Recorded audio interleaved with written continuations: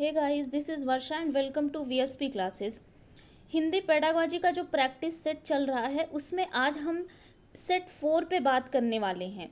ठीक है, सीटेट 31 जैन को जो होने वाला है उसको हम लक्ष्य बनाकर प्रैक्टिस सेट चला रहे हैं हिंदी पेडागोजी का। तो जो हमारा कोर्स है, कंप्लीट कोर्स हमने करा दिया था हिंदी पेडागोजी का, तो अब हम सिर्फ और सिर्फ प्रैक्टिस कर रहे हैं। और आज सीबीएसई ने एडमिट कार्ड भी सीटेट का जारी कर दिया है। तो अगर आपने वो वीडियो नहीं देखा है कि कैसे जारी करना है तो प्लीज़ जाकर देख लीजिएगा, डिस्क्रिप्शन बॉक्स में आपको लिंक भी मिल जाएगा। तो देखिए, अब की बार सीटेट पार, इस बार कुछ भी हो जाए पर सीटेट पार होना चाहिए। ठीक है, तो अभी नया कुछ पढ़ने का टाइम नहीं है, सिर्फ जितनी ज़्यादा प्रैक्टिस चलती रहेगी उतनी ज़्यादा चीज़ें जो हैं वो क्लियर होती जाएंगी। तो ये किसी भी एग्ज़ाम के लिए, किसी भी टीचिंग एग्ज़ाम के लिए बहुत ही हेल्पफुल होने वाला है आज का ये video. CTET, REET, MPTET, UPTET, SuperTET and other teaching exams के लिए बहुत ही महत्वपूर्ण वीडियो ये है। तो आज हम हिंदी पेडागोजी से रिलेटेड 20 मोस्ट इम्पॉर्टेंट क्वेश्चन को इस सेशन में डिस्कस करने वाले हैं। ये ऐसे क्वेश्चन हैं या तो प्रीवियस ईयर में पूछे गए हैं और या तो पूछे जाने की इनकी बहुत ही अधिक संभावना है। तो अगर वीडियो आपको पसंद आएगा तो लाइक और शेयर कर दीजिएगा, चैनल को सब्सक्राइब कर दीजिएगा और बेल आइकन को प्रेस कर लीजिएगा ताकि वीडियो की लेटेस्ट नोटिफिकेशन आप तक पहुँच जाए। आइए शुरू करते हैं हम हमारा पहला क्वेश्चन है, अपनी मातृभाषा में किसान पर लिखी हुई कविता को अपने शिक्षक व मित्रों को सुनाओ। ठीक है, यानी कि हिंदी भाषा की पाठ्य पुस्तक में एक किसान पर लिखी हुई कविता दी हुई है और उसमें कहा गया है कि यह कविता आप अपने शिक्षक को और मित्रों को सुनाओ। तो यह प्रश्न कक्षा में क्या करता है? ए ऑप्शन है कक्षा के बहुभाषिक संदर्भ को पोषित करता है, बी ऑप्शन है बच्चों को गीत गाने का अवसर देता है, सी ऑप्शन है कक्षा में मनोरंजन का साधन है और डी ऑप्शन है कक्षा में समय के सदुपयोग का उत्कृष्ट उदाहरण है। ठीक है, तो देखिए, अपनी मातृभाषा में, अगर हम मातृभाषा की बात करते हैं यानी कि हर एक बच्चे की जो मदर टंग होती है वो अलग अलग होती है, तो मातृभाषा मतलब बहुभाषिकता। ठीक है, तो A option will be right answer. कक्षा के बहुभाषिक संदर्भ को ये पोषित करता है, यानी अगर अपनी मातृभाषा में किसान पर लिखी हुई कविता को आप अपने टीचर और फ्रेंड्स को सुनाएंगे तो क्या होगा, कक्षा में बहुभाषिक संदर्भ जो होगा वो पोषित होगा। ठीक है, देखिए, बहुभाषिक जो शब्द है ये अपने आप में सीटेट के लिए अगर हम कहें तो बहुत महत्वपूर्ण है। इस शब्द को आप ध्यान दीजिएगा, बहुत नंबर ये आपके दिला सकते हैं। और जो मैंने सीटेट टैग वर्ड्स का जो मेरा वीडियो है उसमें भी मैंने बहुभाषिकता को एक संसाधन के रूप में बताया था। ठीक है, तो ए ऑप्शन राइट आंसर हो जाएगा। नेक्स्ट क्वेश्चन पे चलते हैं। उच्च प्राथमिक स्तर पर बच्चों के भाषा प्रयोग का आकलन करने में सबसे कम प्रभावी क्या है? सबसे कम प्रभावी आपको बताना है। उच्च प्राथमिक स्तर यानी कि 6 to 8 की बात करी जा रही है। यहाँ पर बच्चों के भाषा प्रयोग का आकलन करने में सबसे कम महत्वपूर्ण क्या है? ए ऑप्शन बातचीत, बी ऑप्शन अवलोकन, सी ऑप्शन पोर्टफोलियो और डी ऑप्शन है जांच सूची। ठीक है, तो देखिए, उच्च प्राथमिक स्तर पर सबसे कम महत्वपूर्ण पूछा गया है। अगर हमें बच्चे का भाषा प्रयोग का आकलन करना है तो बातचीत तो सबसे अच्छा एक तरीका है। ठीक है, जितनी ज़्यादा बच्चे बातचीत करेंगे उनकी भाषा क्षमता जो होगी वो उतनी ज़्यादा हमारे सामने प्रस्तुत होती रहेगी। अवलोकन यानी कि ऑब्जर्वेशन बहुत ही ज़्यादा जरूरी है किसी भी चीज़ के लिए, तो अवलोकन भी राइट होगा। हमें बताना है सबसे कम प्रभावी। पोर्टफोलियो ये तो बहुत ही महत्वपूर्ण है। ठीक है, और अब बात करते हैं जांच सूची। जांच सूची यानी कि चेकलिस्ट। ठीक है, तो चेकलिस्ट उतना महत्वपूर्ण नहीं है भाषा आकलन के लिए, क्योंकि चेकलिस्ट में क्या होता है, 4-5 ऑप्शन दे दिए होते हैं और वहां आपको यस और नो बताना होता है। चलिए, थर्ड क्वेश्चन है आपका, नूतन 7वीं कक्षा में पढ़ाती है, यानी कि नूतन एक टीचर है जो 7वीं कक्षा में पढ़ाती है। वह बच्चों को नाम संबंधी कुछ उदाहरण देती है और फिर संज्ञा के बारे में समझाती है। ठीक है, यानी कि बताती है कि ये रमेश है, ये रीना है, ये कुर्सी है, ये पंखा है, इन सारी चीज़ों के बारे में पहले उदाहरण देकर समझाती है और फिर संज्ञा के बारे में समझाती है। तो नूतन द्वारा जो प्रयुक्त विधि है वो कौन सी विधि है, आपको ये बताना है। ए ऑप्शन आगमन विधि, बी ऑप्शन निगमन विधि, सी ऑप्शन भाषा संसर्ग विधि और डी ऑप्शन है सूत्र विधि। ठीक है, तो देखिए, जब टीचर जो नूतन है वो सबसे पहले बच्चे को एग्जाम्पल दे रही है। ठीक है, यानी इसका पूरा फोकस किस विधि पर है, आगमन विधि पर है। ठीक है, A option will be right answer. आगमन विधि यानी कि इंडक्टिव मेथड जो होता है, यहाँ बच्चे को आप एग्जाम्पल टू रूल ठीक है, यानी उदाहरण से नियम की तरफ लेकर जाते हैं। तो वो सबसे पहले बच्चों को उदाहरण समझा रही है, फिर उसको संज्ञा के बारे में यानी नियम के बारे में बता रही है। ठीक है, आगमन विधि में क्या होता है, नोन टू अननोन की तरफ बच्चे को लेकर जाया जाता है। ठीक है, यानी कि इंडक्टिव मेथड की यहाँ पे बात की जा रही है। तो आगमन और निगमन विधि से रिलेटेड एक वीडियो भी अगर आपने नहीं देखा है तो प्लीज जाकर देख लीजिएगा, ये दोनों विधियां आपको क्लियर हो जाएंगी। ठीक है, चलिए नेक्स्ट क्वेश्चन है, उच्च प्राथमिक स्तर पर बच्चों की लिखित अभिव्यक्ति का विकास करने में सबसे कम सहायक क्या है। उच्च प्राथमिक स्तर 6 to 8 लिखित अभिव्यक्ति करने के बारे में बोल रहा है। ठीक है, और सबसे कम सहायक क्या है आपको ये बताना है। ए ऑप्शन है, अपने बचपन की कोई ऐसी घटना लिखो जब शरारत करने पर डांट पड़ी हो। लिखित अभिव्यक्ति जब करना है और अब अगर आप किसी घटना के बारे में लिखेंगे तो जाहिर सी बात है आपकी लिखित अभिव्यक्ति अच्छी होगी, और हमें सबसे कम बताना है तो ये ऑप्शन राइट हो जाएगा। ठीक है, बी है, अगर तुम्हारे घर के किसी कोने में चिड़िया अपना घोंसला बना ले तो तुम क्या करोगे। सी ऑप्शन है, नादान दोस्त कहानी का अंत परिवर्तित करते हुए कहानी को अपने शब्दों में लिखना है। कोई भी चीज़ जब आप अपने शब्दों में लिखेंगे तो आपकी लिखित अभिव्यक्ति जो होगी वो बेहतर तरीके से हो सकती है। और डी ऑप्शन है, कविता की अधूरी पंक्तियों को देखकर पूरा करो। ठीक है, देखकर अगर आप पूरा करेंगे तो लिखित अभिव्यक्ति आपकी कभी नहीं हो सकती, यानी लिखित अभिव्यक्ति का विकास जो होगा वो सबसे कम होगा जब आप कविता की अधूरी पंक्तियों को देखकर फिल करेंगे। ठीक है, तो option D will be right answer. ठीक है, चलिए नेक्स्ट क्वेश्चन पे चलते हैं, बच्चों में पढ़ने लिखने की कुशलता के विकास में सर्वाधिक सहायक क्या है। अब देखिए वहाँ लेखन अभिव्यक्ति का कौशल था और यहाँ आपको पढ़ना भी है और लिखना भी है, दोनों की कुशलता के विकास में सर्वाधिक सहायक क्या है। सुलेख का कार्य, सुलेख यानी देख देख कर सुंदर सुंदर लिख दो। ठीक है, तो ये तो होगा नहीं क्योंकि हमें पढ़ना और लिखना दोनों की कुशलता का विकास करना है। कहानी पढ़कर सवाल बनाना, प्रदूषण पर निबंध लिखना, निबंध लिखने से क्या होगा, पढ़ने की हमारी जो क्षमता होगी वो विकसित नहीं होगी। और श्रुत लेख का कार्य यानी श्रुत लेख का क्या मतलब होता है, सुनकर लिख देना। ठीक है, तो सुनकर लिखने से भी पढ़ने और लिखने की क्षमता का विकास नहीं होगा, बल्कि क्या होगा कि कहानी पढ़कर सवाल बनाना। तो बी ऑप्शन राइट आंसर हो जाएगा। जब देखिए कहानी पढ़कर जब बच्चा सवाल बनाएगा तो यहाँ वो रीड भी करेगा, यानी सबसे पहले वो कहानी पढ़ेगा और जब सवाल बनाएगा वहाँ से तो उसकी राइटिंग स्किल जो होगी वो भी डेवलप हो जाएगी। ठीक है, तो बी ऑप्शन राइट आंसर हो जाएगा। ऑल राइट, चलिए नेक्स्ट क्वेश्चन पे बात करते हैं, कक्षा का बहुभाषिक संदर्भ यह मांग करता है। ठीक है, बच्चों को 4 भाषाएं पढ़ाई जाए, बच्चों का भाषा आकलन बिल्कुल भी ना हो, बच्चों की मातृभाषा को कक्षा में स्थान दिया जाए और बच्चों की मातृभाषा को ही पढ़ाया जाए। ही वाला जो ऑप्शन होता है, टैग वर्ड्स वाले वीडियो में बताया था कि ये ऑप्शन राइट नहीं होगा। बच्चों की मातृभाषा को ही पढ़ाया जाए, यानी और जो भाषा है वो ना सीख पाए सिर्फ अपनी मातृभाषा में, ऐसा बिल्कुल नहीं हो सकता। बच्चों का भाषा आकलन बिल्कुल ना हो, भाषा आकलन तो बहुत ही ज़्यादा जरूरी होता है। बच्चों को 4 भाषा पढ़ाई जाए ये भी जरूरी नहीं है, बल्कि सी ऑप्शन राइट आंसर हो जाएगा। बहुभाषिकता में क्या होता है, बच्चे की मातृभाषा यानी कि मदर टंग को जो है वो कक्षा में स्थान दिया जाता है। ठीक है, जब मदर टंग को स्थान दिया जाने लगेगा तो वहाँ पे क्या होगी, बहुभाषिकता होगी, यानी मदर टंग को एक्सेप्ट करें हम। ठीक है, यानी कि बहुभाषिकता वही हो जाती है। क्लियर, चलिए नेक्स्ट क्वेश्चन की बात करते हैं, उच्च प्राथमिक स्तर पर हिंदी भाषा शिक्षण का एक महत्वपूर्ण उद्देश्य क्या है। उच्च प्राथमिक स्तर पर बात करी जा रही है। ए ऑप्शन हिंदी भाषा के विविध स्वरूपों की जानकारी देना, बी ऑप्शन है बोलने की क्षमता के अनुरूप लिखने की क्षमता का विकास, सी ऑप्शन है हिंदी भाषा में अनुदित सामग्री को पढ़ना, और डी ऑप्शन है हिंदी के व्याकरण बिंदुओं को कंठस्थ करना। आपको सबसे महत्वपूर्ण उद्देश्य बताना है किसमें, उच्च प्राथमिक स्तर पर हिंदी भाषा शिक्षण में। सबसे देखिए सबसे जो महत्वपूर्ण उद्देश्य की अगर हम बात करें तो विविध स्वरूपों की जानकारी देना। हिंदी भाषा में जितने भी विविध स्वरूप है, यानी कि गद्य क्या है, पद्य क्या है, नाटक क्या है, उपन्यास क्या है, यानी जितनी भी ज़्यादा आप जानकारी देंगे विभिन्न स्वरूपों की, उतनी ज़्यादा चीज़ें जो है बच्चा अच्छे तरीके से सीख पाएगा। तो ए ऑप्शन यहाँ पे राइट आंसर हो जाएगा।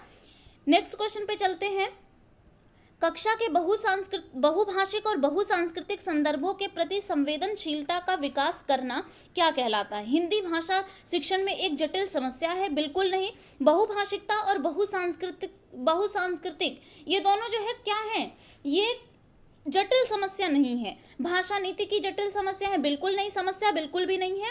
हिंदी भाषा शिक्षण के प्रति अरुचि का कारण है? कारण भी नहीं है भाई, अरुचि नहीं उत्पन्न होगी इससे, बल्कि ये शिक्षण का मुख्य उद्देश्य है।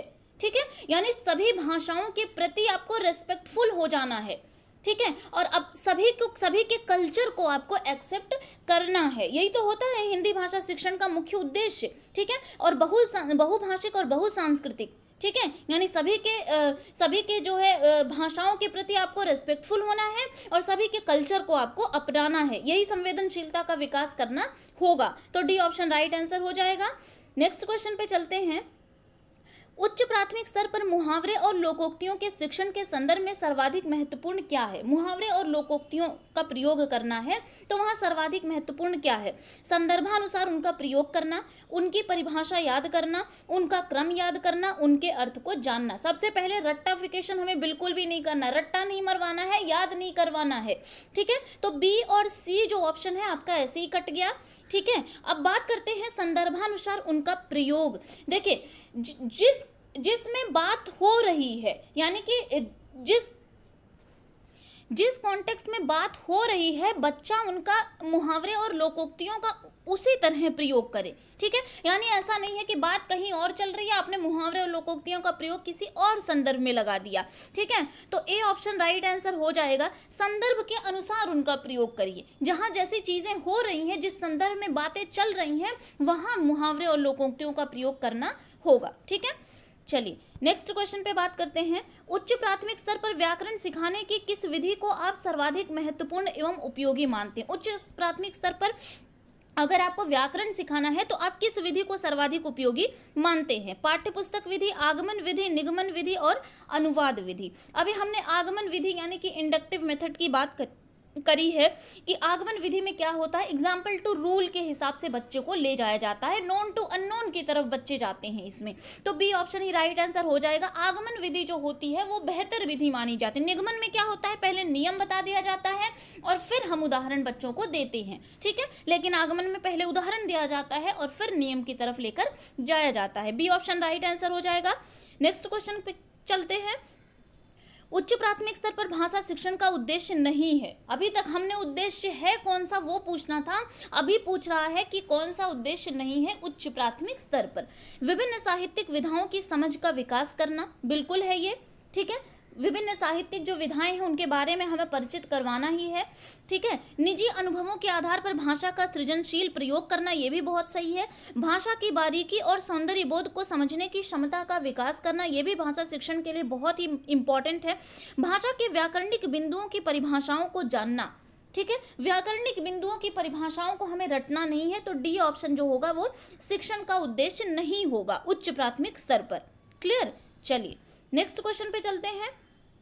भाषा की नियमबद्ध प्रकृति को पहचानना और उनका विश्लेषण करना उच्च प्राथमिक स्तर पर भाषा शिक्षण का क्या है? एक मुख्य उद्देश्य है, एकमात्र उद्देश्य है, उद्देश्य नहीं है या फिर उद्देश्य है? देखिए, आज का क्वेश्चन जो है ये हिंदी पेडागोजी का बहुत इंपॉर्टेंट और बहुत अच्छे क्वेश्चन है आज के। तो लास्ट में आप कमेंट करके जरूर बताइएगा कि आपके 20 में से कितने क्वेश्चन सही हुए हैं। ठीक है, तो देखिए, भाषा की नियमबद्ध प्रकृति को पहचानना और उनका विश्लेषण कर देना, ये क्या कहलाता है? मुख्य उद्देश्य है, एकमात्र कभी भी नहीं होता है, और उद्देश्य नहीं है ऐसा भी नहीं है, मुख्य उद्देश्य भी नहीं है। आप नियमबद्ध प्रकृति को पहचानना और उनका विश्लेषण करना, ये मुख्य उद्देश्य नहीं है, बल्कि क्या है? डी ऑप्शन राइट आंसर हो जाएगा, उद्देश्य है। ठीक है, मुख्य नहीं है पर हाँ उद्देश्य है, किसी नियमबद्ध प्रकृति को पहचानना और उनका विश्लेषण करना। क्लियर, नेक्स्ट क्वेश्चन है। उच्च प्राथमिक स्तर पर बच्चों के भाषाई आकलन की दृष्टि से सबसे महत्वपूर्ण प्रश्न क्या है? भाषा का आकलन हमें करना है उच्च प्राथमिक स्तर के बच्चों का, सिंपल सा क्वेश्चन है। ए ऑप्शन, नीलकंठ की नृत्य भंगिका को अपने शब्द चित्र में प्रस्तुत करिए। लेखिका को नीलकंठ की कौन कौन सी चेष्टाएं बहुत भाती थीं? बसंत ऋतु में नीलकंठ के लिए जाली घर में बंद रहना असहनीय क्यों हो जाता था? या फिर मोर मोरनी के नाम किस आधार पर रखे गए हैं? ठीक है, नृत्य भंगिका को अपने शब्द चित्र में प्रस्तुत करिए। ठीक है, तभी आपके भाषाई आकलन का जो सबसे महत्वपूर्ण जो एक विकास होगा वो दिख पाएगा। तो ए ऑप्शन जो होगा राइट आंसर हो जाएगा। जब बच्चा जो है नीलकंठ की नृत्य भंगिका को अपने शब्द चित्र में प्रस्तुत करेगा तो भाषा का आकलन बेहतर तरीके से हम कर सकते हैं। क्लियर। नेक्स्ट क्वेश्चन है, नीता ने सभी बच्चों को एक अनुच्छेद दिया जिसमें हर 5वें शब्द की जगह रिक्त स्थान था जिसे बच्चों को भरना था। अब नीता ने यहाँ किसका प्रयोग किया है? ठीक है, यानी उन्होंने एक अनुच्छेद दिया बच्चों को जिसमें हर 5वें शब्द की जगह क्या था? एक रिक्त स्थान था, यानी फिल इन द ब्लैंक्स था। ठीक है, और बच्चों को उसको भरना था। अब आपको ये बताना है कि नीता ने किसका प्रयोग किया है यहाँ पे। ठीक है, व्याकरण परीक्षण, लेखन परीक्षण, क्लोज परीक्षण या फिर पठन परीक्षण। तो देखिए, नीता ने अगर किसी चीज का यूज किया है वो क्या है? क्लोज परीक्षण। सी ऑप्शन आपका राइट आंसर हो जाएगा। यहां बच्चा अपने थॉट का यूज करेगा। ठीक है, अरे सॉरी, क्लोज परीक्षण में क्या होता है कि ये फिल इन द ब्लैंक्स के अंतर्गत आता है क्लोज परीक्षण में। ठीक है, अब देखिए क्लोज परीक्षण क्या है? अध्यापक बालकों को खाली स्थान वाला गद्यांश दे देगा और बालकों को यह खाली गद्यांश जो है फिल करना होता है। लेकिन इस परीक्षण द्वारा जो है बालक का क्या होगा? बालक को केवल फिल इन द ब्लैंक्स वाला भरना होगा। तो नीता ने किसका प्रयोग किया है? क्लोज परीक्षण का प्रयोग किया है। क्लियर। चलिए नेक्स्ट क्वेश्चन पे चलते हैं। मुदिता अक्सर श को स बोलती है।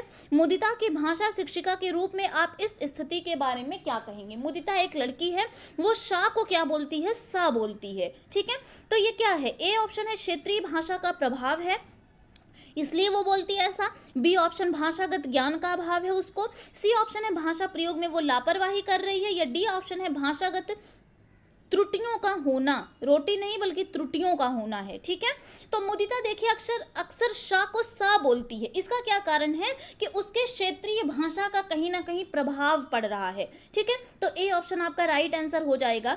जैसे देखिए, आप अगर पश्चिम बंगाल की तरफ जाएंगे तो वहाँ जो है वहाँ वा को क्या बोला जाता है? बा बोला जाता है। ठीक है, वो वा को भी बा बोलेंगे और बा को भी बा बोलेंगे। तो ये क्या किस लिए ऐसा होता है? क्योंकि उनकी क्षेत्रीय भाषा है ये। ठीक है, तो इसका प्रभाव जो है मुदिता पे पड़ रहा है। क्लियर। नेक्स्ट क्वेश्चन पे चलते हैं। निम्नलिखित में से कौन सा प्रश्न बच्चों की भाषा क्षमता के विकास में सर्वाधिक सहायक है? ठीक है, भाषा क्षमता। तुम्हारी मनपसंद किताब कौन सी है? तितली और कली ने क्या क्या खेल खेला? डाल का इस्तेमाल करते हुए वाक्य बनाओ। या फिर तितली कली के पास कब गई होगी और क्यों गई होगी? यहाँ आपको बच्चों की भाषा क्षमता के विकास में कौन सा प्रश्न अगर आप पूछेंगे तो वो सर्वाधिक सहायक होगा, ये बताना है आपको। तो देखिए, कब और क्यों वाला जो प्रश्न होता है वो बच्चे की भाषा क्षमता के विकास में बहुत महत्वपूर्ण भूमिका निभाता है। ठीक है, तो डी ऑप्शन आपका राइट आंसर हो जाएगा। तितली कली के पास कब गई होगी और क्यों गई होगी। जब दोनों का बच्चा आंसर करेगा तो भाषा क्षमता का विकास उसके हो जाएगा। क्लियर। नेक्स्ट क्वेश्चन पे आते हैं। सामाजिक अंतःक्रिया, ठीक है, की अवधारणा किससे संबंधित है? चॉम्स्की से, प्याजे से, स्किनर से और वाइगोत्स्की से। ठीक है, मेन जो ऑप्शन है वो छूट ही गया। ठीक है, तो देखिए सी ऑप्शन आप सबको पता होगा। जो सामाजिक अंतःक्रिया का जो सामाजिक सिद्धांत दिया था वो किसने दिया था? वाइगोत्स्की ने दिया था। तो अगर आपने वीडियो नहीं देखा होगा वाइगोत्स्की का सामाजिक सांस्कृतिक सिद्धांत, तो प्लीज जाकर देख लीजिएगा, बहुत इंपॉर्टेंट है। ठीक है, तो सामाजिक अंतःक्रिया यानी वाइगोत्स्की का क्या कहना था कि जितना ज्यादा बच्चा जो है समाज से इंटरेक्ट करेगा उतनी ज्यादा चीजें वो बेहतर तरीके से सीख सकता है। ठीक है, तो सी ऑप्शन यहाँ पे राइट आंसर हो जाएगा। यहाँ वाइगोत्स्की रहेगा, ध्यान दीजिएगा। नेक्स्ट क्वेश्चन पे चलते हैं। बच्चों के भाषाई क्षमताओं के आकलन के लिए सर्वाधिक सहायक क्या है? बच्चों की कक्षा में औपचारिक बातचीत, बच्चों की परस्पर अनौपचारिक बातचीत, बच्चों का शिक्षक द्वारा प्रदत्त अभ्यास कार्य करना, बच्चों और शिक्षक की परस्पर औपचारिक बातचीत। भाषाई क्षमताओं का आकलन करना है आपको, उसके लिए सर्वाधिक सहायक क्या होगा?